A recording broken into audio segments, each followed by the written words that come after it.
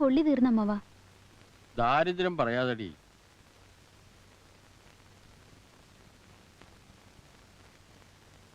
എന്താടോ ഒരു തീപ്പെട്ടി വാങ്ങിക്കൊണ്ടുവരാൻ പോലും ഇവിടെ ആളില്ലേ? ഞാൻ ഓർമ്മിപ്പിച്ചിരുന്നു അമ്മവാ. കല്യാണം നിശ്ചയിച്ച പിന്നെ ദിനേശിട്ട് ഈ ലോകത്തൊന്നുമല്ല. മുറി അടച്ചിട്ടിരുന്നു ഒരേ ചിന്ത എപ്പോഴും. ഇവനെ ഏൽപ്പിച്ച ഒന്നും നടക്കില്ല. ചേട്ടൻ തന്നെ ക്ഷണിക്കാൻ തുടങ്ങിക്കോളൂ. ടൗണിലൊക്കെ ഞാൻ പറഞ്ഞു കഴിഞ്ഞു അമ്മാവാ. ഈ നാട്ടിലുള്ള ഒരാളെ ഒഴിവാക്കണ്ട, എല്ലാവരെയും ക്ഷണിക്കണം. എന്റെ ആദ്യത്തെ കല്യാണല്ലേ, അല്ല ഈ വീട്ടിലെ എന്റെ ആദ്യത്തെ കല്യാണല്ലേ. അങ്ങനെ ഇപ്പൊ കല്യാണ മഹോത്സവം ഒന്നും നടത്തണ്ട.